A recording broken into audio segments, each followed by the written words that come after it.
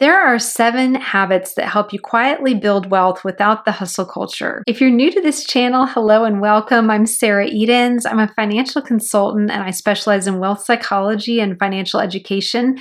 So please go ahead and subscribe right now so you never miss a video. I put out new videos every week to help accelerate your wealth journey. And to all my current subscribers, hello, welcome back. I'm so happy to see you. So let's talk about it. What are these 7 core habits that you need to know to be able to quietly build wealth without the hustle culture? Number 1 is to automate, then forget it. A 2023 Vanguard study found that households that use automation save 20 to 25% more annually than those who manually transfer funds. This is also known as the pay yourself method, and it's been widely studied. I know there's another great study from Yale that talks about this as well. But when you automate stuff, you just don't have to have the willpower to remember to go in and save or try to remember to save at the end of the month when maybe you've accidentally spent all the savings on something else. You just take that willpower piece out of the picture and make it a habit.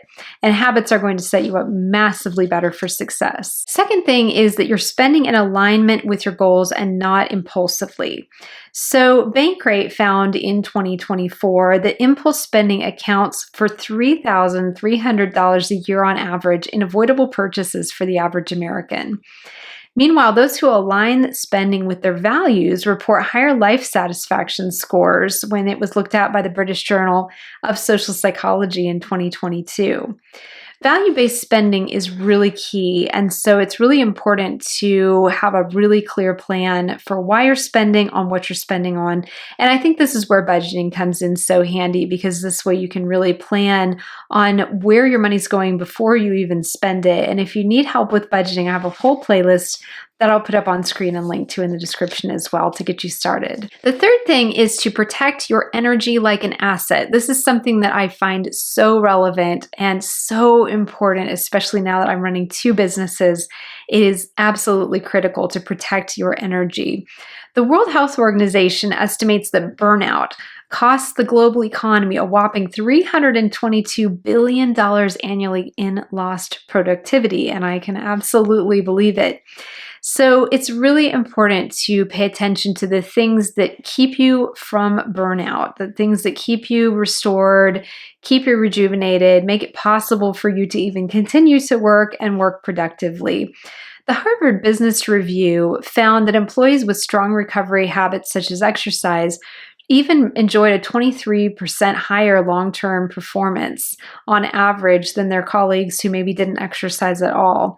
And they've done similar studies on this with sleep and exercise, social time, just all these other restorative things, these things that recharge our batteries.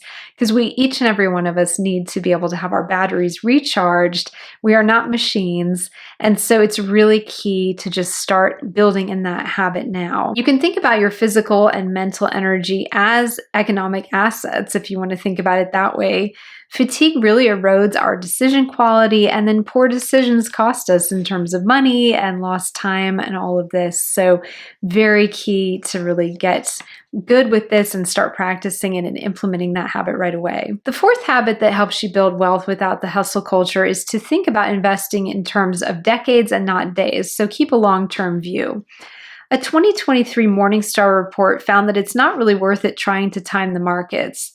They write, in short, while Morningstar equity analysts' aggregated fair value estimates showed some predictive ability, buying and holding come what may still generated better returns over the past 21 years, albeit by a narrow margin of around 0.76% per year. And again, this is a great discussion to have with your investment advisor about the right strategy for you. But the takeaway here is that staying invested and not trying to time the markets is the proven driver of long-term wealth accumulation. The fifth habit is to detach your self-worth from your net worth. Such a great concept here. Research from the University of Buffalo in 2017 found that individuals who equate self-worth with financial success experienced higher anxiety and lower life satisfaction, even at higher income levels, which is not what you would expect, right? You would expect if people had higher income levels, they would have higher life satisfaction and lower anxiety, but they actually found that to not be the case in that study. And I'll link to that in the description if you want to look it over. Really important to try to lean into emotional neutrality when it comes to money, regardless of how much you have or do not have. It's a core habit that really successful hedge fund managers and wealth managers have already mastered in terms of being very emotionally neutral when it comes to money. And that way, if you have a financial success, you're like, great, I got a raise at work, or my portfolio is performing really well. I'm really happy about that. And then if you have something on the negative side of the ledger that happens, say, you got laid off from work or your portfolio lost some money, to be able to have that emotional neutrality around that and say, hey, that's a hiccup, but I'm going to keep moving forward regardless. And I'm not going to let that really rattle my sense of self-worth and my happiness or my anxiety levels over much. Obviously those negative things all rattle us some, but just being able to kind of go into it with that more emotionally neutral approach. So that's really, really helpful that way. The sixth habit is to diversify your income streams slowly. A 2023 Forbes article warned about the downside of trying to spread yourself too thin over multiple jobs or side gigs. They write, it is important for people who work two jobs to make sure to take care of themselves and to find ways to manage the additional responsibilities and demands that come with working two jobs. This might include finding ways to manage stress, setting boundaries, and making time for leisure and self-care activities. So the quiet wealth path is all about sustainability and balance. And we talk about that here on my channel constantly, how important balance is. And so that's a really good reminder to all of us, myself included, who are wearing a lot of hats, who are juggling a lot of plates and keeping a lot of plates spinning, is really, really important to take the time for self-care and to build in structure and routine in your day so that you're not working 24/7, because it's just easy to do, especially if you're working for yourself. It's easy to put in far more hours than you would put in at a corporate job. I know I work far more hours with my businesses than I've ever worked when I had corporate. So there's trade-offs for both, but really good reminder there. And then the seventh and final habit is never stop learning. Probably my favorite here.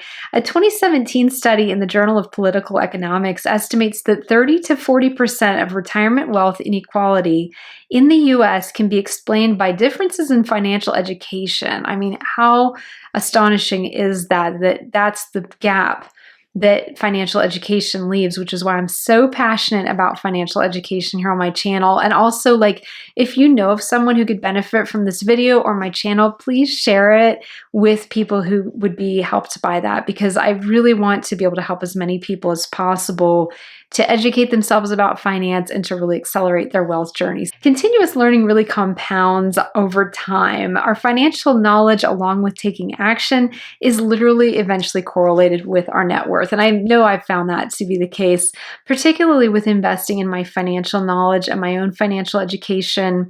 It's really, really key to continue to build those skills, but they actually literally pay off over time as you continue to invest in those.